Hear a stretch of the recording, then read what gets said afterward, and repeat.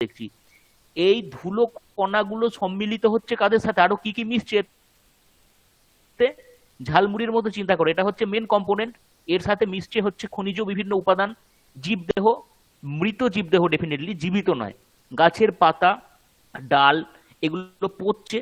পচে সামগ্রিকভাবে যেটা তৈরি করছে, দ্যাট ইজ কল্ড মাটি। সেই বিষয়টাকে আমরা মাটি বলি, যেটা নিয়ে আজকে আমাদের মূল আলোচনা।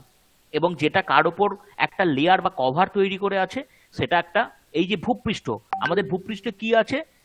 রক স্ট্রাকচার আছে, রক, রক বা শিলা। এই শিলার ওপরের স্তরে দাঁড়িয়ে আছে এরকম ভাবে, এই এতগুলো উপাদান সমৃদ্ধ হয়ে দাঁড়িয়ে আছে, তার নাম হচ্ছে সয়েল। এই পর্যন্ত বোঝা গেছে প্রত্যেকের? আমাকে একটুখানি জানাও। এই পর্যন্ত কারোর যদি কোনো অসুবিধা থাকে আমাকে একটুখানি জানাও। হ্যাঁ স্যার, বোঝা গেছে। বেশ। তোমাদের যদি যারা পুরনো তারা, হ্যাঁ বলো বলো, কে কিছু বলতে গেলে একটুখানি বলো আমাকে। ওকে, আমি নেক্সট অংশটাতে এবার যাচ্ছি। দেখো, soil is very important natural resource. ভারতবর্ষের ক্ষেত্রে এগুলো আমরা বেসিক ক্যারেক্টারিস্টিক যদি পড়ি, আমরা একদম বেসিক ক্যারেক্টার বলতে পারি এগুলোকে, যেগুলো আমরা পড়ছি। First of all, soil is very important natural resource. এই টার্মটা কেন বলা হচ্ছে ন্যাচারাল রিসোর্স, এটাকে আমি মার্ক করি, এটা আমরা আলোচনা করব। Because agricultural production is basically dependent on fertility of soil. তা প্রথমে এখান থেকে আমরা এইটুকু জায়গা পড়ে আমরা কি ডিরাইভ করতে পারছি, এইটুকু জায়গা পড়ে আমরা কি বুঝতে পারছি? যে মাটি অত্যন্ত গুরুত্বপূর্ণ সম্পদ, প্রাকৃতিক একটা সম্পদ। আমরা একদম এই টার্মটাকে আলোচনা করে নেব। সম্পদ কেন সম্পদ? কারণ এটা আমাদের চাহিদা মেটায়। কি চাহিদা মেটায়? যদি মাটি না থাকতো, কোনো ধরনের এগ্রিকালচারাল প্রোডাকশন বা কোনো ধরনের কৃষিজাত দ্রব্য উৎপাদন করা যেত না। আমরা সম্পদ কাকে বলি? যেটা আমাদের চাহিদা মেটায় তাকেই সম্পদ বলি। সুতরাং মাটি যেহেতু আমাদের চাষবাসের জন্য সাহায্য করছে, এবং সেটা দেখো কে দিচ্ছে? সেটা প্রকৃতি দিচ্ছে, নেচার দিচ্ছে, সেই কারণে আমরা ন্যাচুরাল বলছি। প্রকৃতি থেকে যেহেতু পাচ্ছি, তাই তাকে আমরা বলছি একটা প্রাকৃতিক সম্পদ। এবং ভারতবর্ষের মতো একটা দেশ, তোমরা ইকোনমিতে যারা আমার পুরনো স্টুডেন্ট তারা পড়েছো, ইকোনমিতে মোর দ্যান 50% মানুষ, বর্তমান জিডিপি অনুযায়ী 48%, এক্সাক্ট ভ্যালু হচ্ছে 48%, 48% মানুষ কৃষিকাজের উপর নির্ভর করে। এমন একটা দেশ যেটা কৃষি প্রধান, তাহলে সেখানে মাটির ভূমিকা অত্যন্ত গুরুত্বপূর্ণ। মাটির কোন বিষয়টার ভূমিকা? দ্যাট ইজ ফার্টিলিটি, বা মাটির উর্বরা শক্তি। মাটির উর্বরা শক্তির ভূমিকা অত্যন্ত গুরুত্বপূর্ণ। দেখো, একটা সিম্পল জিনিস আমি তোমাদের বলি, তোমরা যদি ভারতবর্ষের কৃষি পড়ো, আমি পড়াবো পরবর্তীতে, যে উত্তর ভারত, অর্থাৎ উত্তর ভারতের যে গাঙ্গেয় সমভূমি অঞ্চল বা পাঞ্জাবের যে পঞ্চ নদীর যে সমভূমি অঞ্চল, সেই জায়গাতে দেখবে পলি সমৃদ্ধ উর্বর মাটি থাকার জন্য প্রচুর পরিমাণে কৃষিজাত পণ্য উৎপাদন হয়। অন্যদিকে তুমি যদি ভারতের যে মালভূমি অঞ্চলগুলো আছে, সেই মালভূমি অঞ্চলগুলো দেখো, সেইখানে তুলনামূলক কম পরিমাণ ফসল উৎপাদন হয়। এর কারণ কি? এর কারণ আর কিচ্ছু না, এর কারণ অন্যতম প্রধান কারণ, একটা কারণ শুধু নয়, সেটা হচ্ছে ফার্টিলিটি অফ সয়েল। সুতরাং এই যে প্রথম পয়েন্টে যে কথাটা বলা হচ্ছে, সেটা আমরা বুঝলাম যে কেন সয়েল আমাদের কাছে একটা important resource. The rich deep fertile soil of Ganga plain, especially in its delta, and the coastal plain of Kerala support high density of population through agricultural prosperity. দ্বিতীয় অংশে কি বলছে দেখো, কতগুলো জায়গা উল্লেখ করেছে। গঙ্গা প্লেন, বা এটাকে আমরা কি বলে জানি? গাঙ্গেয় সমভূমি অঞ্চল। এই গাঙ্গেয় সমভূমি অঞ্চল বা কেরলের যে উপকূল ভাগ, সেই অঞ্চলের মাটির উর্বরতা, রিচ মানে হচ্ছে এখানে বড়লোক নয়, অ্যাকচুয়ালি রিচ মানে এখানে বোঝানো হচ্ছে তোমার মাটি যদি ভালো প্রকৃতির হয় তখন তাকে বলা হচ্ছে রিচ সয়েল। রিচ সয়েল, এই টার্মটা মাথায় রাখবে, আমাদের অনেকবার পড়তে হবে। রিচ সয়েল, তাহলে মাটির উর্বরতা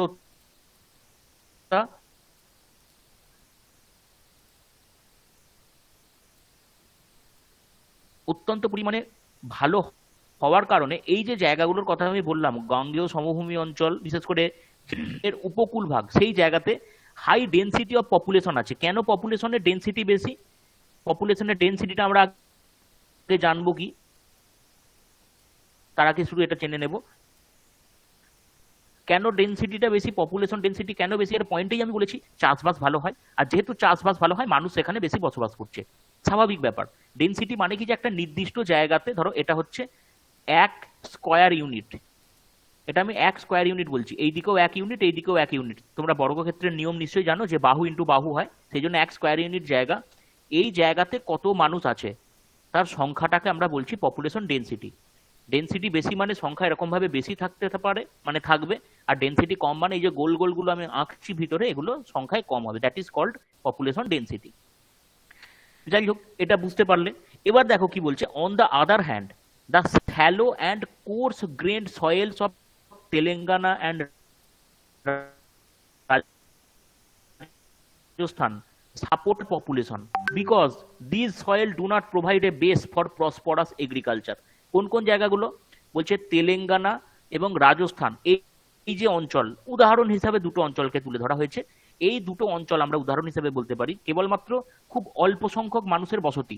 আমরা এখানে পড়েছি ডেনসিটি অফ পপুলেশন খুব হাই, এখানে আমরা কি বলছি, অনলি এ স্মল পপুলেশন এখানে থাকে। কেন? তার কারণ হচ্ছে দেখো, do not provide a base for prosperous agriculture, অর্থাৎ এগ্রিকালচারের জন্য, কৃষিকাজের জন্য খুব বেশি পরিমাণে ভালো মাটি যেহেতু পাওয়া যায় না, মানুষ সেখানে থাকতে চায় না। মানুষ থাকলে তাকে খেতে হবে, মানুষ থাকলে চাষবাস করতে হবে, সেইটা যদি করতে না পারে, কারণ মানুষের, ভারতবর্ষের ক্ষেত্রে প্রধান অর্থনৈতিক ভিত্তিটা কি, প্রধান অর্থনৈতিক ভিত্তি হচ্ছে কৃষিকাজ, সুতরাং সেটা যখন হয় না, সেই কারণে মানুষ সেখানে কম পরিমাণে থাকে। এই পর্যন্ত প্রত্যেকের কাছে ক্লিয়ার হয়েছে? আমাকে একটুখানি জানাও, তাহলে আমি নেক্সট স্লাইডে যাব। একটুখানি আমাকে জানাও, কারোর যদি কোনো প্রবলেম থাকে আমাকে একটুখানি বলো, আমি তোমাদের সেটা সলিউশন করব। ওকে, এবার এক মিনিট, এবার যেটা আমাদের পড়তে হবে দেখো, সেটা হচ্ছে soil formation in Indian condition, যে মাটি কিভাবে তৈরি হয়, মাটি যে উৎপত্তি হয়, মাটি তৈরির আবহবিকারের পদ্ধতিতে একটা ছোট পদ্ধতি আমি বললাম। এবার সেই পদ্ধতিটা তো কেবলমাত্র আবহবিকার দ্বারা নিয়ন্ত্রিত হয় না, তার অনেকগুলো ফ্যাক্টর আছে। আমরা একটা টার্ম পড়বো আগে, যে টার্মটাকে আমরা বলবো পেডোজেনেসিস। পরীক্ষাতে আসতে পারে যে পেডোজেনেসিস শব্দটা কিসের সাথে যুক্ত। দেখো, পেডো শব্দটার অর্থ হচ্ছে সয়েল, আর জেনেসিস শব্দটার অর্থ হচ্ছে উৎপত্তি বা সোর্স বা বর্ন হতে পারে। সয়েলের উৎপত্তি, অর্থাৎ পেডোজেনেসিস হচ্ছে এমন একটা সাবজেক্ট, পেডোজেনেসিস হচ্ছে এমন একটা ডিসিপ্লিন বলা যেতে পারে, যেখানে আমরা এই সয়েলের উৎপত্তি সংক্রান্ত বিভিন্ন বিষয় আলোচনা করি। উৎপত্তি সংক্রান্ত বিভিন্ন বিষয় আমরা এই অংশটাতে আলোচনা করি। এবার ভারতের ক্ষেত্রে দেখো, ভারতের ক্ষেত্রে এখানে আমি, যেহেতু আমরা ভারতবর্ষের সয়েল পড়ছি, soil formation in Indian condition, অর্থাৎ ভারতবর্ষের ক্ষেত্রে কোন কোন বিষয়গুলো মৃত্তিকার উৎপত্তি সাহায্য করছে বা মৃত্তিকার উৎপত্তিকে নিয়ন্ত্রণ করছে, সেই বিষয়গুলো আমাদেরকে পড়তে হবে। এগুলো বেসিক্যালি কি কি, সেগুলো হচ্ছে ফিজিওগ্রাফি বা ভূপ্রকৃতি, মৃত্তিকার উৎপত্তিতে অন্যতম নিয়ন্ত্রক। তারপর হচ্ছে ক্লাইমেট বা জলবায়ু, আর হচ্ছে ভেজিটেশন বা স্বাভাবিক উদ্ভিদ। এই তিনটে ফ্যাক্টর হচ্ছে মেন। এছাড়া আর কি কি ফ্যাক্টর এখানে আছে, এছাড়া আরো যে যে ফ্যাক্টরগুলো আমরা দেখতে পাই সেগুলো কি কি, সেটা হচ্ছে পেরেন্ট রক মেটেরিয়াল বা মাতৃশিলা। মাতৃশিলা মানে ব্যাপারটা কি আমি তোমাদেরকে আগে বলে দিই। দেখো, মাতৃশিলা মানে হচ্ছে, ধরো আমি তোমাদের দেখালাম যে একটা বড় পাথর আছে, এই বড় পাথরটা থেকে ক্রমশ ছোট ছোট অংশে ভাগ হচ্ছে, সেখান থেকে আরো ছোট ছোট অংশে সেগুলো ভেঙে যাচ্ছে এবং আলটিমেটলি গিয়ে পৌঁছাচ্ছে ধূলিকণা হিসেবে মাটি তৈরি হচ্ছে। এবার চিন্তা করে দেখো, এই যে বড় পাথরটা, এর যা ক্যারেক্টারিস্টিক হবে, এর যা চরিত্র হবে, সেই চরিত্রগুলো কিন্তু এই মাটিটার মধ্যে থাকবে। যেমন যেমন ধরো, তোমরা দক্ষিণ ভারতে যে ব্ল্যাক সয়েল দেখতে পাও, দক্ষিণ ভারতে যে ব্ল্যাক সয়েল দেখতে পাও, যেখানে তুলো চাষ হয়, এই সয়েলের কালার কেন ব্ল্যাক? তার কারণ হচ্ছে এই যে সয়েলটা, এটা তৈরি, ব্যাসাল্ট রকটা হচ্ছে এক ধরনের আগ্নেয় শিলা। দক্ষিণ ভারতে অগ্নুৎপাতের প্রভাবে আমাদের যে অংশ থেকে আবহবিকারের ফলে, এই ব্যাসাল্ট রক থেকে আবহবিকারের ফলে কি হচ্ছে, ব্যাসাল্ট রক থেকে আবহবিকারের ফলে যখন সয়েল তৈরি হচ্ছে, সিলিকার পরিমাণ বেশি থাকার জন্য এবং এই ব্যাসাল্ট রক থেকে সৃষ্ট মৃত্তিকার কালার হচ্ছে ব্ল্যাক। আবার দেখো আমরা যখন ল্যাটেরাইট পড়বো, ল্যাটেরাইট মৃত্তিকা পড়বো, এই ল্যাটেরাইট মৃত্তিকা যে সয়েল থেকে তৈরি, যে তোমার রক থেকে তৈরি হয়, সেই রকে প্রচুর পরিমাণে Fe বা এটাকে আমরা ইংরাজিতে বলছি আয়রন বা লোহা, প্রচুর পরিমাণে লৌহ জাতীয় যৌগ পাওয়া যায় বা লৌহ জাতীয় উপাদান পাওয়া যায়। সেই কারণে যখন ল্যাটেরাইট মৃত্তিকা তৈরি হচ্ছে, লোহা থাকার কারণে সেই সয়েলটার কালার হচ্ছে রেড। সুতরাং এই পেরেন্ট রক মেটেরিয়াল বা মাতৃশিলা, যেটা আমি এখানেই বলে দিলাম, সেই বিষয়টা কি, যে তোমার মৃত্তিকাটা তৈরি হবে তার জন্য তো একটা রক বা একটা শিলা চাই, পাতি বাংলায় একটা বড় পাথরের চাই। সেই পাথরটার চরিত্র কিরকম, কথায় বলে না যে মা বাবা যেমন হবে তার ছেলে মেয়ে তেমন হবে। সুতরাং এখানেও তাই, তার কি কি কেমিক্যাল কম্পোজিশন আছে, তাতে কি লৌহ যৌগের পরিমাণ বেশি, না তাতে তোমার সিলিকনের পরিমাণ বেশি, কি ম্যাগনেসিয়ামের পরিমাণ বেশি, হোয়াট এভার যাই থাকুক না কেন, সেই সয়েলটা যেটা তৈরি হবে ওই পাথর থেকে, তার চরিত্র কিন্তু তেমন হবে। এছাড়া আর কি কি আমরা পাচ্ছি, আমরা সারফেস রিলিফের কথা বলেছি, ক্লাইমেট এবং ন্যাচারাল ভেজিটেশনের কথা বলেছি, এবং এছাড়া আরেকটা ভূমিকা আমরা দেখতে পাই, সেটা হচ্ছে অ্যানিমালস বা পশু, বিভিন্ন ইনসেক্টস বা পোকামাকড় এবং মানুষ, এই জীবগোষ্ঠীর ভূমিকাও কিন্তু আমরা খুব বেশি পরিমাণে দেখতে পাই। কিভাবে দেখতে পাই সেগুলো আমরা সব ধীরে ধীরে আলোচনা করব। মোটামুটি এই বিষয়গুলো ভারতবর্ষের যে প্রেক্ষাপট, ভারতবর্ষের যে মাটি, তার নিয়ন্ত্রণে বা তার উৎপত্তিতে কিন্তু যথেষ্টভাবে ভূমিকা পালন করে। এরপর আমরা পড়বো যে কিভাবে এগুলো নিয়ন্ত্রণ করে। প্রথম দেখো পেরেন মেটেরিয়াল। পেরেন মেটেরিয়াল আমি তোমাদের আগেই বললাম যে পেরেন মেটেরিয়াল কি জিনিসটা, এখানে আমি আর নতুন করে উল্লেখ করছি না। এখানে একটা বিষয় শুধু আমাদের বুঝতে হবে যে আমরা ভারতবর্ষের যত ধরনের মাটি দেখব, আমরা ভারতবর্ষের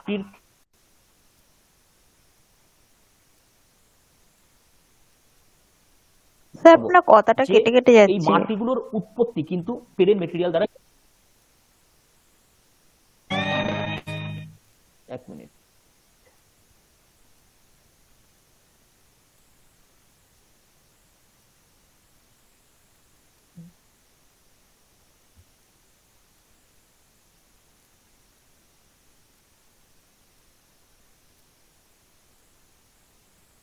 এক মিনিট না, দাঁড়াও, কানেক্টেডই তো আছে। আচ্ছা, এবার শুনতে পাওয়া যাচ্ছে বলো তো? হ্যাঁ হ্যাঁ স্যার। স্যার। হ্যাঁ স্যার। হ্যাঁ, ঠিক আছে।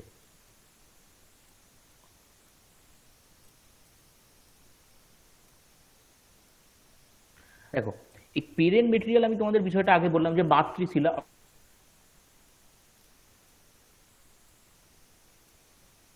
যেখান থেকে মাটিটা উৎপত্তি হবে, সেই বিষয়টা হচ্ছে ancient crystalline and metamorphic rock. এইটা এখান থেকে এক ধরনের মৃত্তিকা আমরা পাই। তারপর হচ্ছে কুদাপ্পা এন্ড বিন্দিয়ান গ্রুপের যে রকস আছে, সেখান থেকে আমরা এক ধরনের মাটি পাই। আমি প্রত্যেকটা ধরে ধরে বলবো, চিন্তা নেই।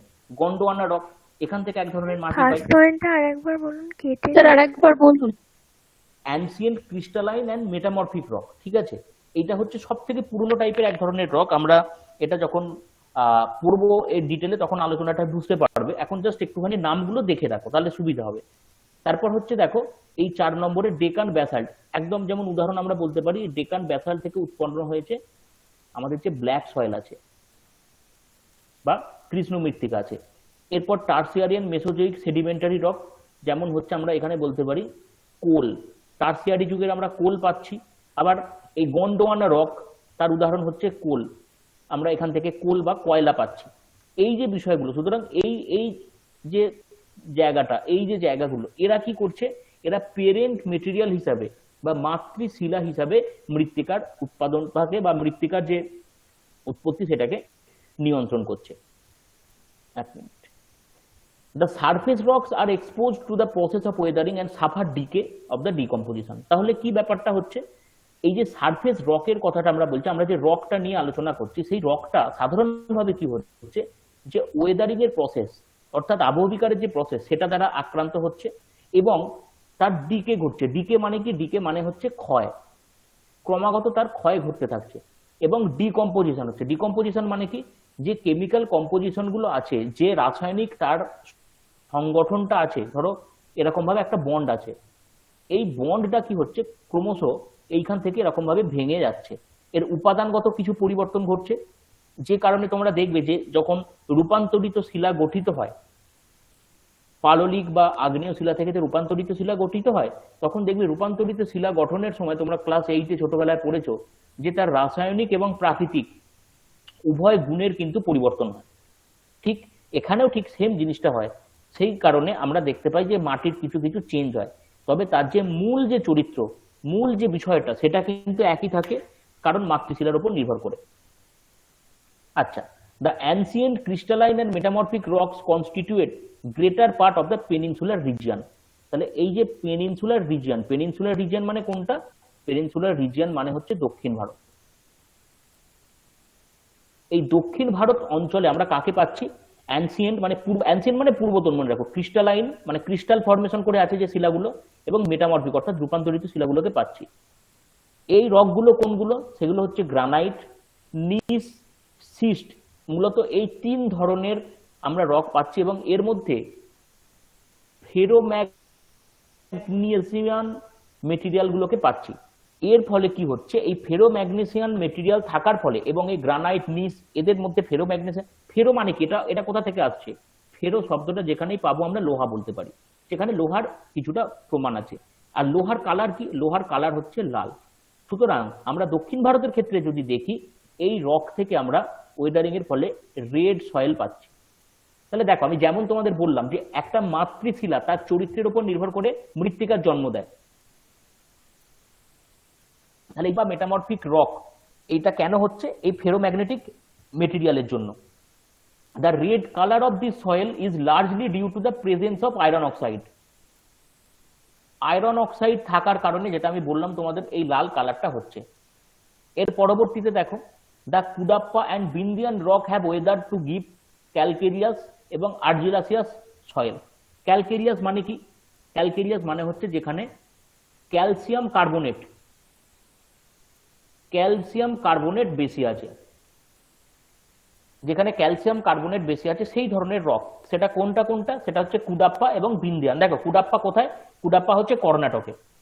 ঠিক আছে, কর্ণাটকে এই ধরনের শিলা প্রথম পাওয়া গেছে বলে এই ধরনের যে কুডাপ্পা, কুর্নুল, অন্ধ্রপ্রদেশ, কর্ণাটক, ওই বেল্টটাতে, প্রপার কর্ণাটক নয়, ওই পুরো বেল্টটাতে আমরা এই মৃত্তিকাটাকে দেখতে পাই। এইখানে মৃত্তিকার চরিত্র কি হবে? এইখানে মৃত্তিকার চরিত্র হবে, সেখানে ক্যালসিয়াম কার্বনেটের পরিমাণ কিন্তু বেশি থাকবে, এবং এখানে আমরা কিছু ক্ষেত্রে মার্বেল দেখতে পাবো। মার্বেল রক, যেটা বাড়িতে আমরা শ্বেত পাথর বলি, এটাকে বাংলাতে দেখবে শ্বেত পাথর বলা হয়। শ্বেত পাথরের বাড়ি, শ্বেত পাথরের থালা, শ্বেত পাথর বলা হয়। এই মার্বেল রক আমরা সেই জায়গাতে দেখতে পাই। এরপরে কে আসছে? গন্ডোয়ানা রক। দেখো, গন্ডোয়ানা রকে আমি কি বলেছিলাম আগেরটাতে, যে গন্ডোয়ানা রক কিসের উপর, মানে বেসিক্যালি কি, গন্ডোয়ানা রক হচ্ছে কয়লার জন্ম দিয়েছে। স্যার স্যার হ্যাঁ বলো। স্যার বলছি, ওই যে কর্ণাটকের বেলটাতে আপনি কি কি শিলা বললেন? কুডাপ্পা আর হচ্ছে বিন্দা। এই যে কুডাপ্পা আর বিন্দিয়ান, মানে এই দেখ, এইগুলো কি হচ্ছে বলতো? এগুলো হচ্ছে একটা সিরিজ। ঠিক আছে, মানে এই যে রক গুলো তৈরি হয়েছে, এটা তোমাদের খুব একটা পড়ার প্রয়োজন নেই, জেনে রাখো যে একটা রক যখন তৈরি হয় তার তো একটা বয়স থাকে, একটা শিলা তৈরি হয় বয়স থাকে। এগুলো বিভিন্ন সময়তে তৈরি হয়েছে, এবং এই কুডাপ্পা বলো, বিন্দিয়ান বলো, এগুলো আমরা যে জায়গাতে পেয়েছি। এই যে গন্ডোয়ানা রক, তোমরা নিশ্চয়ই, আমি তোমাদের তুমি কোন ব্যাচ থেকে বলছো আমি জানি না, বুঝতে পারছি না। তুমি যদি পুরোনো ব্যাচের হও, যখন আমি হিমালয়ের উৎপত্তি পড়িয়েছি, মনে করে দেখো একটা কথা, যে গন্ডোয়ানা ল্যান্ড এবং অ্যাঙ্গারা ল্যান্ড, আমি দুটো কথা বলেছিলাম। তো এই গন্ডোয়ানা কোথা থেকে আসছে? আমরা এই গন্ডোয়ানা যে সিরিজটা, সেটা আমাদের উত্তর দিকের, অর্থাৎ গন্ডোয়ানা ল্যান্ড যেটাকে বলতাম, সেই গন্ডোয়ানা ল্যান্ডের জায়গা থেকে পাচ্ছি। সেই কারণে এই ধরনের শিলাগুলোকে গন্ডোয়ানা রক বলা হচ্ছে। এটা জায়গা বিশেষে নামকরণ হয়। আমি স্যার 11 নম্বর ব্যাচ। আচ্ছা আচ্ছা, 11 নম্বর ব্যাচ। তাহলে বোধহয় তোমাদের আমি হিমালয়ের উৎপত্তি পড়াইনি। না স্যার। আমি সেই জন্যই জেনে নিলাম, কারণ এখানে তো আমি কাউকে দেখতে পাচ্ছি না। যাই হোক, ঠিক আছে, ওগুলো তোমাদের পড়াবো, তখন বুঝতে পারবে। যেমন আরেকটা উদাহরণ আমি দিচ্ছি, ধারওয়াড়। এই ধারওয়াড়কে বলা হয়, ধারওয়াড় যে রক সিস্টেম আছে, ধারওয়াড় হচ্ছে কর্ণাটকে, ধারওয়াড়কে বলা হয় স্টোর হাউস অফ মাইন বা mineral, store house of mineral. কেন বলা হয়? তার কারণ হচ্ছে এই যে ধারওয়াড় গোষ্ঠীটা আছে, যে ধারওয়াড় জায়গাটা আছে, রক সিস্টেম, এখানে প্রচুর পরিমাণে মিনারেল পাওয়া যায়, প্রচুর পরিমাণে খনিজ দ্রব্য পাওয়া যায়। এই কারণে একে বলা হচ্ছে স্টোর হাউস অফ মিনারেলস। যাই হোক, এটা পরের বিষয়, অন্য সময় আলোচনার বিষয়, আমরা পড়বো পরে। তো এখানে দেখো আমি যে বিষয়গুলো বললাম পেরেন্ট মেটেরিয়াল হিসেবে, যে প্রত্যেকটা রক তাদের যে চরিত্র, সেই চরিত্র অনুযায়ী কিন্তু তারা মৃত্তিকার জন্ম দেয়। যেমন গন্ডোয়ানা রকের ক্ষেত্রে দেখো, এরা কিন্তু লেস ম্যাচিউর সয়েল তৈরি করে। কেন লেস ম্যাচিউর সয়েল তৈরি করে? তার কারণ হচ্ছে এই এই যে গন্ডোয়ানা রক, স্পেসিফিক্যালি গন্ডোয়ানা রকের থেকে যে মাটি তৈরি হয়, সেই মাটিগুলো তোমার জীবদেহজাত উপাদান থাকে, এবং এরা সাধারণত ফুয়েল হিসাবে কাজ করে। এদের ক্ষেত্রে ফার্টিলিটি খুব কম দেখা যায়, উর্বরতা শক্তি যেটা, সেটা খুব কম দেখা যায়। এটাই হচ্ছে এদের চরিত্র। যেমন তুমি কয়লা দেখো, তুমি কয়লা থেকে কি ধরনের মাটি আশা করতে পারো বলো? কয়লা থেকে তো ভালো মাটি হবে না। সাধারণত আমরা বেশি উন্নত ধরনের মাটি দেখতে পাই কোনগুলো?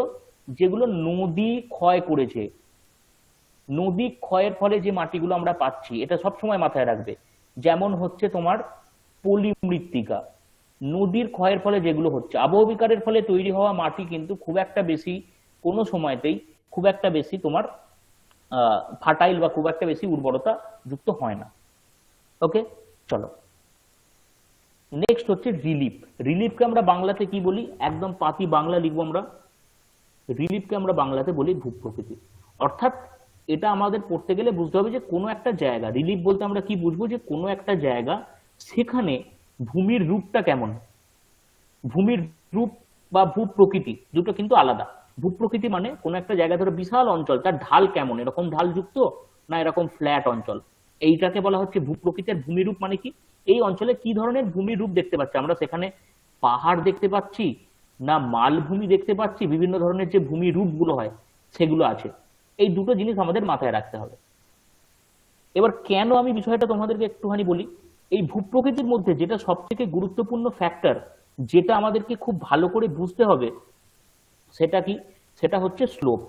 এই ভূপ্রকৃতি নির্ধারণ করে মূলত স্লোপের ওপর বা ঢালের ওপর। দেখো একটা বেসিক জিনিস কি, যদি তোমার স্লোপ একদম স্টিপ স্লোপ হয়, অর্থাৎ খাড়াই ঢাল হয়, এরকম যেমন আমি করলাম, এর কৌণিক দূরত্ব বেশি, আর একটা ঢাল আমি আঁকছি দেখো এইরকম, দুটো স্লোপ এখানে দেখতে পাচ্ছ। এই প্রথম স্লোপটার ক্ষেত্রে কি হচ্ছে? প্রথম, হ্যাঁ, প্রথম স্লোপটার ক্ষেত্রে জল যখন বৃষ্টি হবে, জল কি করবে? একদম সোপাটে এরকম ভাবে গড়িয়ে চলে যাবে, জল দাঁড়ানোর কোনো সুযোগ দেবে না। যদি জল দাঁড়ানোর সুযোগ না হয়, তাহলে কি হবে? তাহলে মৃত্তিকার গঠন ভালো হবে না। কেন গঠন ভালো হবে না? তার কারণ হচ্ছে, ধরো এই ওপরের অংশগুলো, এই যে জায়গাগুলো যে মৃত্তিকাটা তৈরি হচ্ছিল, জল তাদের তো ধুয়ে নিয়ে চলে যাচ্ছে, জলকে তো বাধা দেওয়ার কেউ নেই এখানে। আমি তোমাদের আগেই দেখিয়েছি যে রকের ওপর যে একটা হালকা আস্তরণ পড়ে, সেটা যত দিন টাইম পাবে, যত বেশি টাইম পাবে, তত ভালো হবে। দেখবে একটা একটা কথা হয়, দেখবে একটা কথা বলা হয় যে তুমি বাড়ি যখন তৈরি করছো, বাড়ি তৈরি করলে একটা কি দুটো বর্ষা খাইয়ে বাড়ি তৈরি করো, তার মজবুতি বাড়ে। কেন কথাটা বলে? কারণ তার মধ্যে সেই শক্তিটা, সিমেন্টের যে কামড়ে থাকার শক্তিটা, সেটা বৃদ্ধি পায়। আর তুমি যদি আজকে প্লাস্টার করলে, করে কালকেই রং করে ফেললে, তাহলে সেই বাড়ি বেশি দিন থাকবে না। কেন? তার মধ্যে যে কামড়টা, যেটাকে আমরা বলি কি, যে সিমেন্ট বালির কামড়, সেই কামড়টা বেশি দিন থাকবে না। এখানেও তেমন, এই অঞ্চলটাতে তুমি দেখতে পাচ্ছ সবে মাটিটা তৈরি হচ্ছে। এবার এই ঢালযুক্ত অঞ্চলে স্বাভাবিকভাবে কি হয়? মাটিটা দাঁড়িয়ে থাকার ক্ষমতা এমনিই কম, কারণ গ্র্যাভিটি আমরা পড়েছি, অভিকর্ষ টান একটা সর্বদা আছে এখানে, অভিকর্ষ সর্বদা কাজ করছে। এবং তারপর যদি বৃষ্টি হয়, তাহলে বৃষ্টির জলকে বাধা দেওয়ার মতো কেউ নেই, এবং এই মাটিগুলো যেগুলো তৈরি হচ্ছে তাদের ধুয়ে নিয়ে চলে যাবে। সেই জন্য মাটির কি হয়? ডেপথ বা মাটির গভীরতা কিন্তু এই জায়গাতে কম হয়। এই ধরনের ভূপ্রকৃতিযুক্ত অঞ্চলে মাটির গভীরতা কম হয়। উল্টে তুমি চলে এসো এই জায়গাটাতে, এই জায়গাটার ক্ষেত্রে কি হচ্ছে দেখো, এই জায়গাটা স্লোপটা কেমন? এই জায়গাটা স্লোপটা হচ্ছে অত্যন্ত ঢালু টাইপের, প্রায় সমতল ভূমি টাইপের। এবার বৃষ্টি, ধরো এখানেও সেম ভাবে মাটি তৈরি হচ্ছে এরকম করে, এই পুরো জায়গাটাতে একটা মাটির লেয়ার পড়ছে, এখানেও বৃষ্টি হচ্ছে।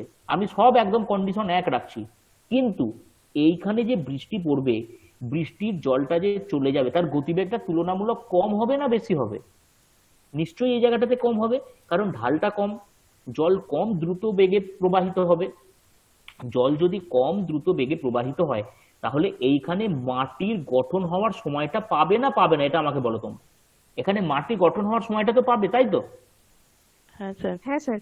তাহলে কি হবে, এই যে গভীরতাটা বলছিলাম, মাটির যে গভীরতাটা, তাহলে মাটির গভীরতাটা এই বি জায়গাটাতে এ জায়গার থেকে বেশি হবে, কারণ বি জায়গায় ঢাল কম। আমরা তাহলে রিলিফ যখন পড়বো তখন সিম্পলি একটা জিনিস চিন্তা করবো যে ওই জায়গার বেসিক্যালি স্লোপটা কেমন। যদি কোনো জায়গার স্লোপ বেশি হয় সেই জায়গায় মাটি কি হবে, অপরিণত হবে, মাটি অপরিণত হবে, মাটির গভীরতা কম হবে। আর যে জায়গাতে স্লোপটা কম, যে জায়গায় আমরা দেখতে পাচ্ছি যে জল খুব দ্রুত প্রবাহিত হতে পারছে না, সেই জায়গায় কি দেখবো, সেই জায়গায় মাটি পরিণত হবে বা ম্যাচিওর হবে, আমি বাংলাতেই বলছি। আর মাটির গভীরতা বেশি হবে। সুতরাং এই এ স্থানের মাটি আর বি স্থানের মাটি পার্থক্য তৈরি করে দিল কে, এই যে রিলিফ নামক ভদ্রলোক পার্থক্য তৈরি করে দিল। কিভাবে তৈরি করলো সেটা তোমাদের সামনে আমি উপস্থাপন করলাম। ক্লিয়ার হয়েছে প্রত্যেকের কাছে 2 নম্বর পয়েন্টটা? হ্যাঁ হ্যাঁ স্যার। স্যার। ওকে, নেক্সট দেখো, নেক্সট খুব মারাত্মক একটা বিষয়, সেটা হচ্ছে ক্লাইমেট বা জলবায়ু। আমরা এতক্ষণ ধরে তো বহু কথা বলছি আবহবিকার নিয়ে, যে আবহবিকার হয় সেই হয়। আবহবিকারের মূল যে নিয়ন্ত্রণকারী শক্তি, আবহবিকার হওয়ার যে মূল নিয়ন্ত্রণকারী শক্তি, সেটা হচ্ছে এই ক্লাইমেট। এ কিভাবে নিয়ন্ত্রণ করে আমরা প্রত্যেকটা পয়েন্ট ধরে ধরে আলোচনা করব। Climate is the single most important factor. এই কথাটা কেন বলা হচ্ছে, সিঙ্গেল মোস্ট কেন বলা হচ্ছে, তার কারণ আবহবিকার হচ্ছে সব থেকে বড় নিয়ন্ত্রণকারী শক্তি এবং আবহবিকারকে নিয়ন্ত্রণ করে ক্লাইমেট। এই কারণে এটা অত্যন্ত গুরুত্বপূর্ণ। Most important climatic factors affecting soil formation are the amount and seasonal distribution of temperature and rainfall. এই দুটো ভালো করে দেখো, একটা হচ্ছে টেম্পারেচার আর একটা হচ্ছে রেনফল। টেম্পারেচার কিভাবে করে, আমি যখন তোমাকে আবহবিকারের কথা বলছি, আবহবিকারের বেসিক যে জিনিসটা হচ্ছে সেটা হচ্ছে একটা বড় পাথর, তাকে ভাঙবে কিভাবে।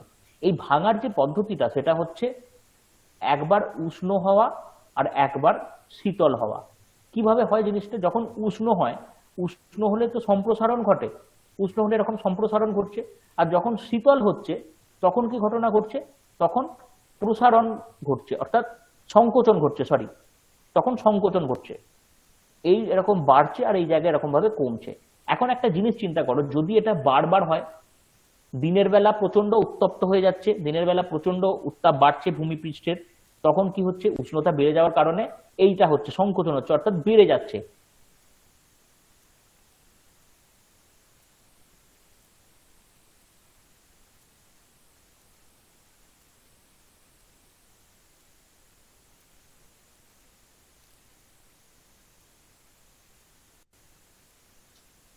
স্যার কিছু শোনা যাচ্ছে না। স্যার কিছু শোনা যাচ্ছে।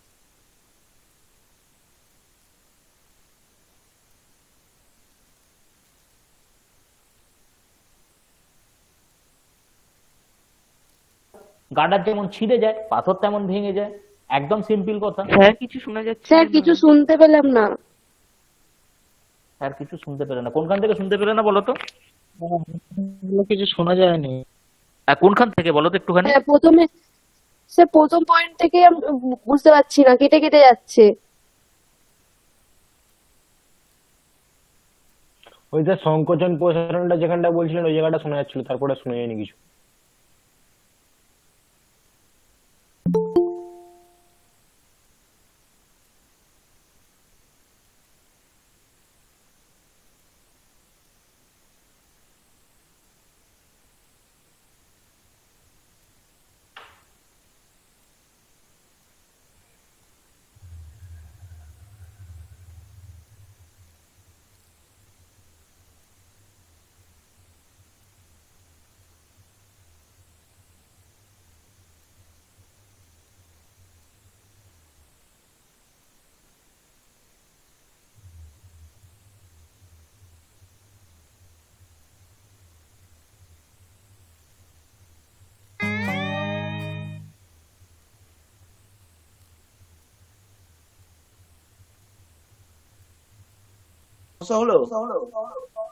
হ্যাঁ, নেটওয়ার্কের কিছু একটা প্রবলেম হচ্ছে মনে হচ্ছে। 1 মিনিট স্যার, আমি এটা চেক করে নিচ্ছি একবার।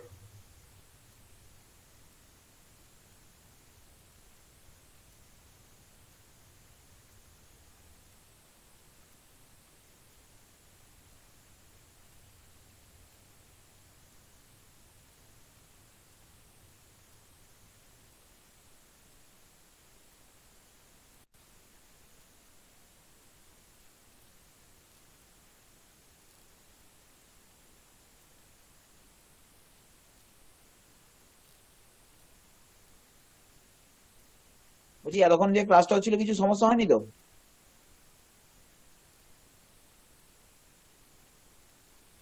হ্যাঁ স্যার, আমার হয়েছে। আমি প্রথমের দিকটা কিছু মানে বুঝতে পারিনি। প্রথম এখন একটু আগে বুঝতে পারছিলে?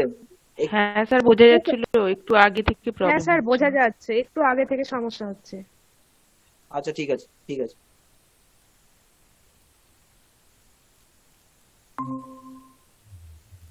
আচ্ছা, এবার শুনতে পাওয়া যাচ্ছে? একটু জানাবে তো।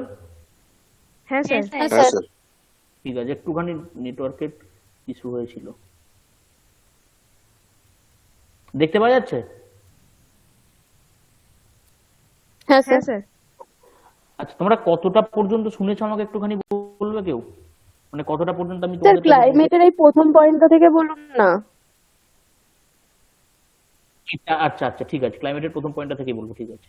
দেখো, বেসিক্যালি ক্লাইমেট কি হচ্ছে, ক্লাইমেট কাকে নিয়ন্ত্রণ করে আগে আমাদের বুঝতে হবে। আমরা যে বারবার বলছি সয়েল তৈরি হয় আবহবিকারের মাধ্যমে, এই আবহবিকারকে নিয়ন্ত্রণ করে কে? আবহবিকারের যে উপাদানগুলো তাদেরকে নিয়ন্ত্রণ করে ক্লাইমেট। সুতরাং এবার বুঝে দেখো, আমরা পেরেন্ট মেটেরিয়াল পড়লাম, আমরা তোমার পড়লাম, রিলিফ পড়লাম, এবার যে ক্লাইমেট পড়বো, ক্লাইমেটের অত্যন্ত দুটো গুরুত্বপূর্ণ উপাদান কি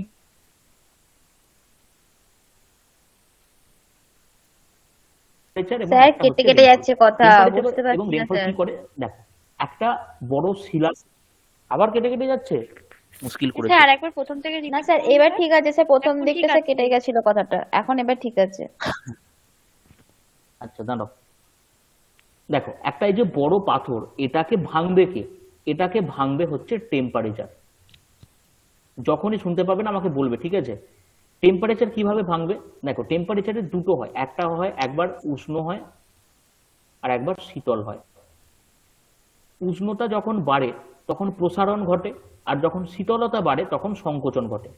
একটা পাথর যদি একবার প্রসারণ হয়, একবার সংকোচন হয়, একবার প্রসারণ হয়, একবার সংকোচন হয়, তাহলে কি হবে?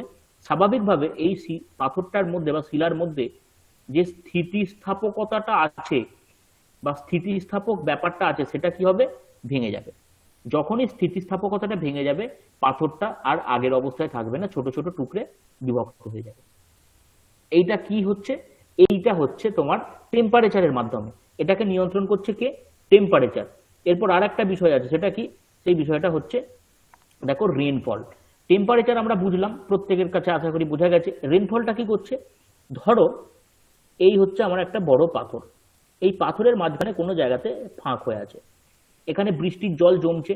একদম মূলত শীত প্রধান দেশে দেখা যায় এটা, বা শীতল অঞ্চলে দেখা যায়। এখানে বৃষ্টির জল জমছে, বৃষ্টির জল জমে যখন আয়তনে বরফ হয়, তখন কি হয়? সাধারণত আমরা জানি জল জমে বরফ হলে আয়তনে 10% বাড়ে, তোমরা পার্সেন্টেজের অঙ্কে করেছো।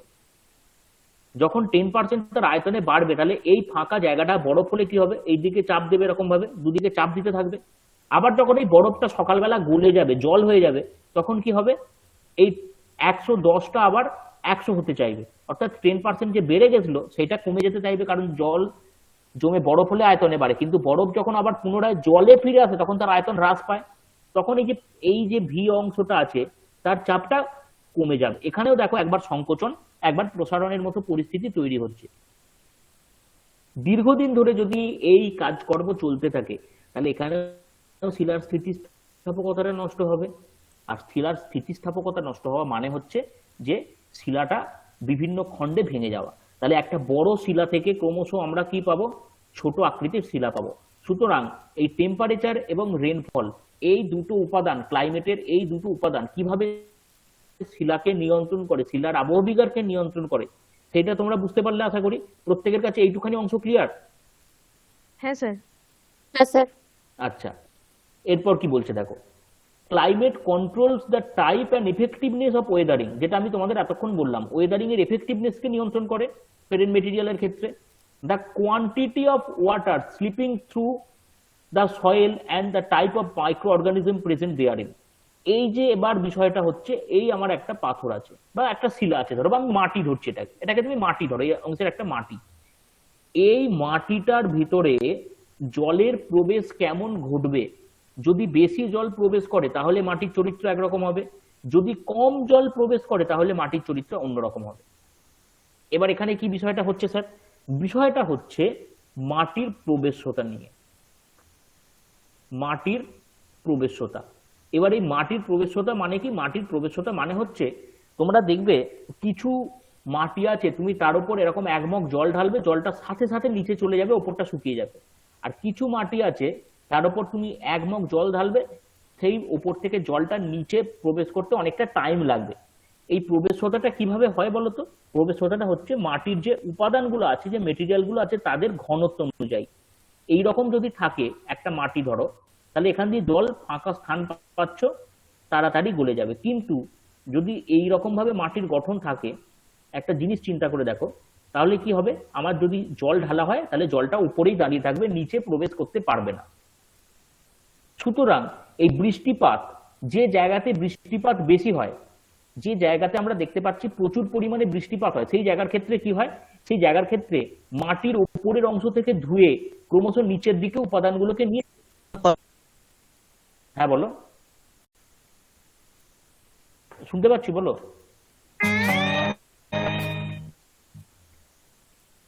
আমি পরিষ্কার শুনতে সে কথা পাচ্ছি, কেটে বলো। কেটে আসছে। কেউ কিছু বলছিলে? আমার না, এবার স্যার ঠিক এবার আছে। ঠিক আছে? কথাগুলো কেটে কেটে কেন যাচ্ছে আমি বুঝতে পারছি না। ঠিক আছে, ঠিক আছে। তো দেখো, এই বৃষ্টিপাত যে জায়গাতে বেশি বৃষ্টিপাত বেশি, স্বাভাবিক অর্থে জলটা নিচে বেশি প্রবেশ করবে, এবং নিচে বেশি প্রবেশ করবে মানে কি? জল কি করে? জল দ্রবণ তৈরি করে, তাই তো আমরা পড়েছি জল দ্রবণ তৈরি করে। তাহলে ওপরে এই অংশে যে উপাদানগুলো আছে, এই অংশে যে কম্পোনেন্ট গুলো আছে বা উপাদান যা আমরা বলছি, বিভিন্ন রাসায়নিক উপাদান থাকে, তাদের সাথে জল দ্রবণ তৈরি করে তাদেরকে ভাসিয়ে নিচে নিয়ে চলে আসে, মাটির গভীরে নিয়ে চলে আসে। যে পদ্ধতিটাকে আমরা কি বলি? এই নিচে নিয়ে আসার পদ্ধতিটাকে আমরা বলি লিচিং।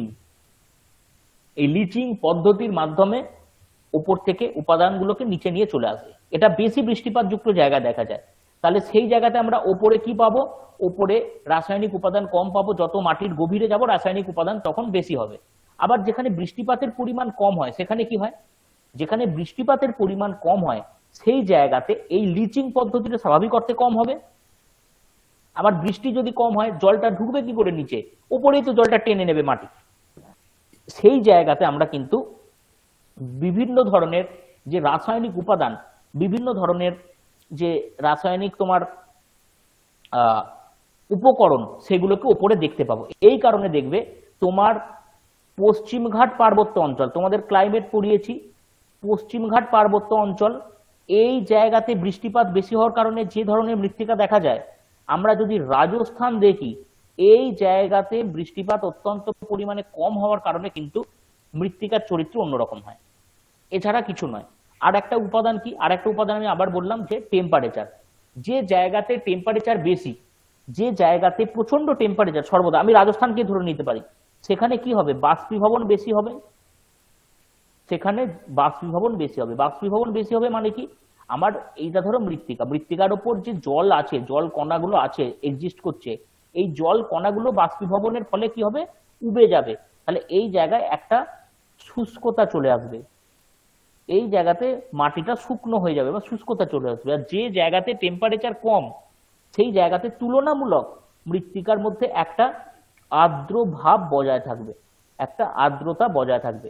তবে এখানে আরেকটা জিনিস মনে রাখতে হবে আমাদেরকে, যে এই আর্দ্রতা বা শুষ্কতাটা কিন্তু নির্ভর করছে কার উপর বলতো? কেবলমাত্র বাষ্পীভবনের উপর নয়, এটা নির্ভর করছে এই রেনফলের উপর। রেনফল যদি কোনো জায়গাতে কম বেশি হয়, তার উপর নির্ভর করে কিন্তু আর্দ্রতা বা শুষ্কতাটা নির্ভর করবে। অবশ্যই বাষ্পীভবন, স্যার আবার কেটে কেটে যাচ্ছে। অর্থাৎ উষ্ণতা একটা রোল প্লে করে, কিন্তু তোমার যে জায়গাতে বাষ্পীভবন বেশি হয়, কতটা শুনতে পেয়েছো? আচ্ছা, কতটা শুনতে পেয়েছো বলো? তুমি বুঝতে পারছি না কেন এরকম হচ্ছে। যাই হোক, আমি আছি, চিন্তার কারণ নেই। কতটা পর্যন্ত শুনতে পেয়েছো আমাকে একটু বলো তো।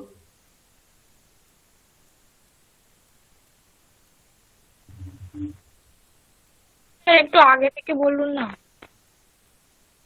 মানে কোন, আমি সেটাই বলছি, কোন জায়গা থেকে বলবো বলো, তোমাদের সুবিধা হবে কোন জায়গা থেকে বললে? বাষ্পীভবনের ওই লাইনটা থেকে বলুন। বাষ্পীভবনের লাইনটা থেকে, ঠিক আছে। দেখো, আমি যেটা বলছিলাম যে ধরো এই বাষ্পীভবন, অর্থাৎ এইটাকে, বাষ্পীভবনটাকে কে নিয়ন্ত্রণ করে? বাষ্পীভবনটাকে নিয়ন্ত্রণ করে টেম্পারেচার। আমরা এতক্ষণ ধরে তো রেনফল পড়লাম, যে লিচিং এর কথা পড়লাম, টেম্পারেচারটা এবার পড়তে হবে। তো যেখানে টেম্পারেচার বেশি সেখানে স্বাভাবিক অর্থে বাষ্পীভবন বেশি হবে। বাষ্পীভবন যদি বেশি হয় তাহলে এই যে দেখো মাটির উপর আমি ওয়াটার ড্রপলেট গুলো এঁকেছি, যেগুলো রাইট চিহ্ন দিচ্ছি, জলকণাগুলো, এগুলো কি হবে? এগুলো বাষ্পীভূত হয়ে চলে যাবে, তাহলে মৃত্তিকার মধ্যে শুষ্কতাটা বাড়বে। যদি বাষ্পীভবন কম হয় তাহলে কি হবে বলতো? সেই জায়গাটাতে যদি বাষ্পীভবন কম হয় তাহলে সেখানে মৃত্তিকার মধ্যে যে আর্দ্রতাটা, মৃত্তিকার মধ্যে যে জলটা থাকছে, সেই জলটা ওই মাটির মধ্যেই থেকে যাবে। ফলস্বরূপ কি হবে? ফলস্বরূপ আমাদের ওই মাটিটার মধ্যে জলীয় অংশ বা জলের পরিমাণটা ইনট্যাক্ট থাকবে, সেখানে চাষবাসের ক্ষেত্রে কিছুটা সুবিধা হবে। এটা আমরা যখন এগ্রিকালচার পড়বো তখন বুঝতে পারবে যে ওই জায়গাটা, আমি যে এখন যে কথাটা বলছি, মাটির উষ্ণতা বা মাটির শুষ্কতা, সেটা কতখানি ইম্প্যাক্ট ফেলছে। ওকে, এই পর্যন্ত বোঝা গেছে প্রত্যেকের কাছে? হ্যাঁ স্যার। ওকে,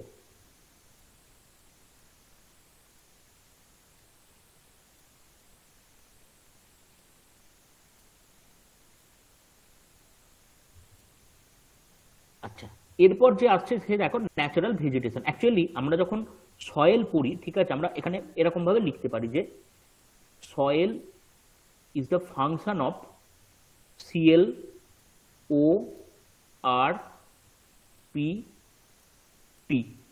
Cl মানে কি? Cl মানে হচ্ছে ক্লাইমেট, আমরা পড়েছি। অর্গানিজম আমরা এখনো পড়িনি। রিলিফ আমরা পড়েছি, ভূপ্রকৃতি। P মানে হচ্ছে পেরেন্ট মেটেরিয়াল, এটা আমরা পড়েছি। আর T হচ্ছে টাইম, এটা আমরা এখনো পড়িনি। এবার দেখো এই যে ন্যাচুরাল ভেজিটেশন, এই ন্যাচুরাল ভেজিটেশন হচ্ছে অর্গানিজমের মধ্যে পড়ে একটা অর্গানিক ম্যাটার হিসাবে। তো ন্যাচুরাল ভেজিটেশনের ক্ষেত্রে কি হয়? ন্যাচুরাল ভেজিটেশন মূলত দুটো বিষয়কে রিফ্লেক্ট করে, একটা হচ্ছে রিলিফ বা ভূপ্রকৃতি এবং একটা হচ্ছে ক্লাইমেট। কেন? তার কারণ হচ্ছে তোমরা দেখো একটা জিনিস লক্ষ্য করে, যে পাহাড়ের ঢাল যেমন হয় তেমন বিষয়ের উপর ভিত্তি করে কিন্তু স্বাভাবিক উদ্ভিদ জন্মায়। ঢালু পাহাড়যুক্ত অঞ্চলে আমাদের রোডোডেন্ড্রন জন্মায়, ঢালি পাহাড়যুক্ত অঞ্চলে পাইন গাছ জন্মায়। কিন্তু আমাদের এই যে সমতল ভূমি অঞ্চল, আমাদের সমতল ভূমি অঞ্চলে আমরা কি ধরনের উদ্ভিদ দেখতে পাই? আমাদের সমতল ভূমি অঞ্চলে আমরা আম, জাম, কাঁঠাল এই ধরনের উদ্ভিদ দেখতে পাই। সুতরাং স্বাভাবিক উদ্ভিদের জন্মের জন্য, স্বাভাবিক উদ্ভিদের বেড়ে ওঠার জন্য রিলিফ একটা অত্যন্ত গুরুত্বপূর্ণ ভূমিকা পালন করে। দেখবে এইটা যদি হয় পাহাড়ি অঞ্চল, তো এখানকার গাছগুলো এরকম ধরনের হয়, আমরা এরকম গাছ দেখতে পাই। কিন্তু সমভূমি অঞ্চলে আমরা কেমন ধরনের গাছ দেখতে পাই? সমভূমি অঞ্চলে আমরা এই ধরনের গাছ দেখতে পাই, একদম এরকম গোলাকৃতির ধরনের গাছ আমরা দেখতে পাই। রিলিফ একটা ম্যাটার করে। আর একটা হচ্ছে ক্লাইমেট, অর্থাৎ এই পাহাড়ি অঞ্চলে যেহেতু শীতলতা যুক্ত, তাই এর পাতাগুলো ছুচালো হয়, যাতে বরফ এখানে যদি পড়ে, বরফ যদি এরকম পড়ে যাতে নেমে যেতে পারে। এই জায়গাতে বরফ পড়লে নামবে না, এই খাঁজে আটকে যাবে, পাতার এতে থাকবে। এই কারণে আমরা গাছের প্রকৃতি এরকম দেখতে পাচ্ছি। আর এখানে বরফ পড়ে না, এখানে বৃষ্টি হয়, সেই কারণে এই ধরনের গাছ তৈরি হয়েছে এখানে অনেকটা বড় জায়গা নিয়ে। এবার এদের সাথে মাটি তৈরির সম্পর্ক কি? দেখো এদের সাথে মাটি তৈরির সম্পর্ক হচ্ছে এই যে অঞ্চলটা, এই পাহাড়ি অঞ্চলে যে পাইন গাছ জন্মাচ্ছে, এই পাইন গাছ তার যে শরীর, অর্থাৎ পাইন গাছের পাতা, পাইন গাছের তোমার ডাল, এরা পচে গিয়ে এক ধরনের কম্পোজিশন, কেমিক্যাল কম্পোজিশন তৈরি করছে। এই কেমিক্যাল কম্পোজিশনটা যে পাহাড়ি অঞ্চলের মাটি সেইটা তৈরি করতে সাহায্য করছে। এই পাইন গাছের নিচে যে ধরনের ছোট ছোট প্রাণীরা বসবাস করে, আমি যে অর্গানিজমের কথা বলছি, বিভিন্ন পোকা, কেঁচো, পিঁপড়ে, তারা কি করছে?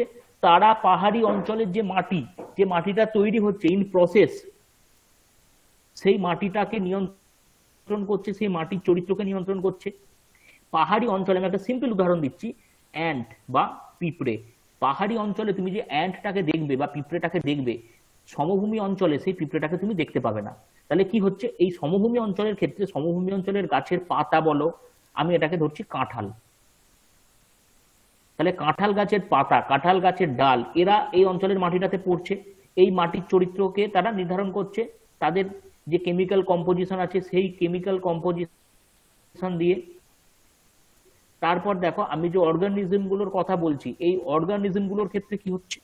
অর্গানিজম গুলো পার্বত্য অঞ্চলে বিভিন্ন ধরনের অর্গানিজম যেগুলো আমরা দেখতে পাই, যাই পাই, আমি সবের নাম জানি না, নাম উল্লেখ করছি না, সেই ধরনের অর্গানিজম, সেই ধরনের উপকরণ কিন্তু আমরা সমতল ভূমিতে দেখতে পাই না। তার কারণ কি? তার কারণ হচ্ছে পার্বত্য অঞ্চল মানে সেখানে কোল্ড একটা ক্লাইমেট আছে, শীতলতা যুক্ত আছে। শীতল অঞ্চলে যারা থাকবে তারা আমাদের সমভূমি অঞ্চলের হট ক্লাইমেটে থাকতে পারবে না। এইভাবে ন্যাচারাল ভেজিটেশন বলো, অর্গানিজম বলো, এরা কিন্তু আমাদের মাটির গঠনটাকে নিয়ন্ত্রণ করে। আবার একটা বিষয় দেখো, তোমরা নিশ্চয়ই জানো যে কেঁচো বলো, বিভিন্ন ধরনের আমি এখানে লিখছি দেখো, কেঁচো, ঠিক আছে, তারপর হচ্ছে ইঁদুর, আরো বিভিন্ন ধরনের সাপ, গিরগিটির বিভিন্ন প্রজাতি, এরা কি করে? যারা মাটির নিচে থাকে, যারা মাটির নিচে থাকে তারা কি করে বলতো? তারা ধরো মাটির নিচে বসবাস করে। এবার এরা যখন মাটির ভেতর দিয়ে চলাচল করে তখন তাদের মধ্যে একটা রাস্তা তৈরি হয়। এই রাস্তাটা মৃত্তিকার গঠনকে প্রভাবিত করে। এখানে যারা বসবাস করে, এই ধরো কেঁচো বলো, ইঁদুর বলো, তারা মলমূত্র এখানে ত্যাগ করে। তাদের মলমূত্রে কেমিক্যাল কম্পোজিশন আছে, সেই কেমিক্যাল কম্পোজিশন গুলো রাসায়নিক আবহবিকার ঘটাতে সাহায্য করে। কেঁচো, ইঁদুর, সাপ এরা যখন মারা যায়, এদের তো আমাদের মতো ধরো হিন্দুদের দাহ করা, মুসলিমদের কবর দেওয়া, এরকম কোনো পদ্ধতি এদের নেই। তাহলে এদের মরে গেলে এইখানেই এরা পড়ে থাকে। এরা পড়ে থাকে মানে কি? এদের দেহটা আস্তে আস্তে, তোমরা পড়েছো যে বিয়োজক দ্বারা বিয়োজিত হয়, বিয়োজক দ্বারা বিয়োজিত হয়ে যায়। এই বিয়োজক দ্বারা যখন বিয়োজিত হয়, যখন, তখন কি ঘটনাটা ঘটে? তখন এই মৃত্তিকার যে কেমিক্যাল কম্পোজিশন, এই মৃত্তিকার যে রাসায়নিক গঠন, সেই রাসায়নিক গঠনের কিছুটা চেঞ্জ হয়। এবার এখানে যে ধরনের কেঁচো, এখানে যে ধরনের তোমার ছোট ছোট ইঁদুর, ছোট ছোট সাপ তারা থাকে, এটা পাহাড়ি অঞ্চলের কথা আমি বলছি, রিলিফের কথা আমি বলছি। সমভূমি অঞ্চলে সেম টাইপের উপকরণ থাকবে না, স্বাভাবিকভাবেই থাকে না। সেখানে কেঁচো আলাদা হয়, ইঁদুরের প্রজাতি আলাদা হয়, তোমরা দেখবে বিভিন্ন প্রাণী আলাদা হয়। তো তারা আলাদাভাবে সমভূমি অঞ্চলে বাঁচে। তাহলে সমভূমি অঞ্চলের মাটিটাকে কিন্তু তারা ডিফারেন্সিয়েট করে। কোন অঞ্চলের থেকে ডিফারেন্সিয়েট করে? পার্বত্য অঞ্চলের থেকে ডিফারেন্সিয়েট করে।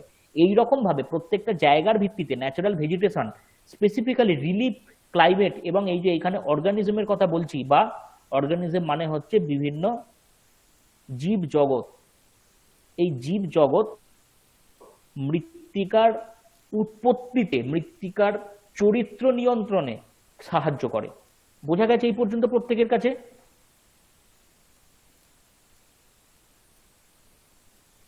হ্যাঁ স্যার। আচ্ছা,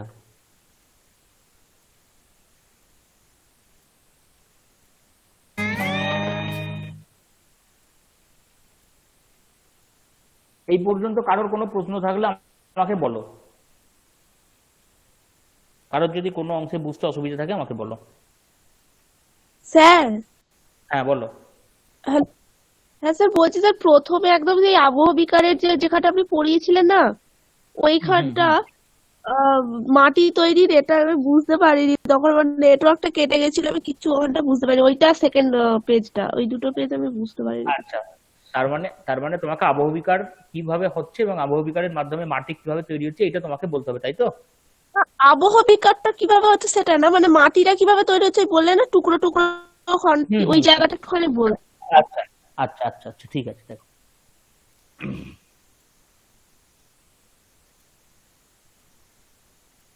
এক মিনিট।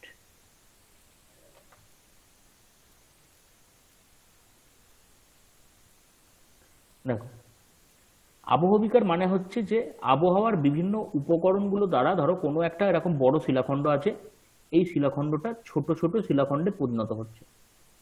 এবার কিভাবে এটা হচ্ছে, এটা তোমাকে আমি দুটো বেসিক জিনিসের কথা বললাম, একটা হচ্ছে টেম্পারেচার আর একটা হচ্ছে রেনফল। ধরো এই দুটো উপকরণ কিভাবে কাজ করছে, একটা বড় শিলাখণ্ড আমরা দেখতে পাচ্ছি, এই শিলাখণ্ডটাতে আমি টেম্পারেচার দিয়ে যদি বলি, যখন উষ্ণ হচ্ছে তখন শিলাখণ্ডটা বাড়তে চাইছে এরকম করে, স্বাভাবিক, উষ্ণ হলে প্রসারিত হয়। আবার যখন শীতল হচ্ছে, যখন সূর্য থাকছে না, স্বাভাবিক ভাবে রাতের বেলার কথাই আমি বলছি, তখন কি হচ্ছে, এ সংকুচিত হতে চাইছে। আমরা শীতকালে কুঁকড়ে যাই, পাথরও কুঁকড়ে যায়, দ্যাট মিনস সংকুচিত হতে চায়। একবার প্রসারণ, একবার সম্প্রসারণ, একবার প্রসারণ, একবার সম্প্রসারণ। এই করতে গিয়ে কি হচ্ছে, এই করতে গিয়ে শিলার যে স্থিতিস্থাপকতাটা আছে, এই শিলার স্থিতিস্থাপকতাটা নষ্ট হয়ে যাচ্ছে। একটা গার্ডারকে তুমি একবার বাড়াবে একবার কমাবে, একবার বাড়াবে একবার কমাবে, এই করতে থাকলে দেখবে একটা টাইমের পর গার্ডারটা ছিঁড়ে যাচ্ছে। কেন ছিঁড়ে যাচ্ছে? তার কারণ হচ্ছে ওই যে গার্ডারটার স্থিতিস্থাপকতাটা ছিল, সেই স্থিতিস্থাপকতাটা নষ্ট হচ্ছে। এবার স্থিতিস্থাপকতা নষ্ট হওয়া মানে কিন্তু গার্ডারটা ছিঁড়ে যাওয়ার, এখানে আমরা যেহেতু শিলার কথা বলছি, তার মানে হচ্ছে এখানে শিলা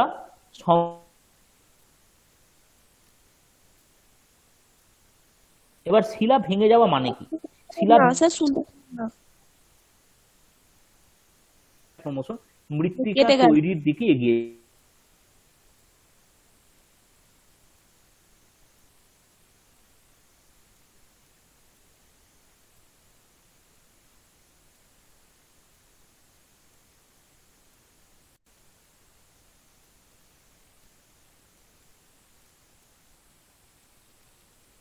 স্যার কিছু শুনতে পাচ্ছি না।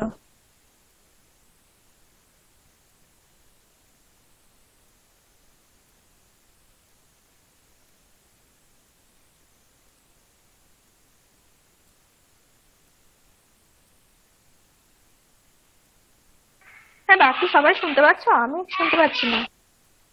না, না কিছু আমরা শোনা শুনতে পাচ্ছি না কিছু। মেসেজ করো নাহলে।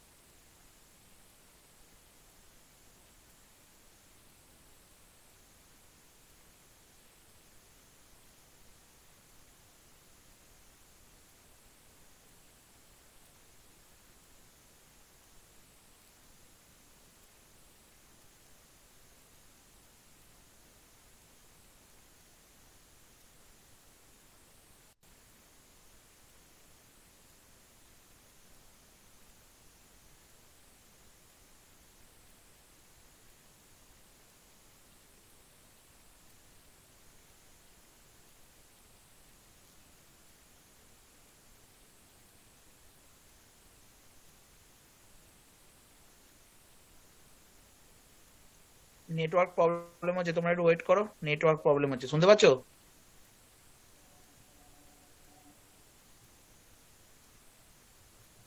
হ্যাঁ স্যার। আচ্ছা, এবার এবার শুনতে পাওয়া যাচ্ছে? দেখো তো। হ্যাঁ হ্যাঁ স্যার। স্যার। হ্যাঁ স্যার।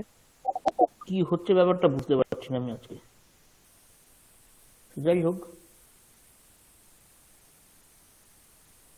দেখো আমরা কতখানি বলেছিলাম বলতে, বায়োটিক এলিমেন্ট এবং এই রকম দুটো উপকরণের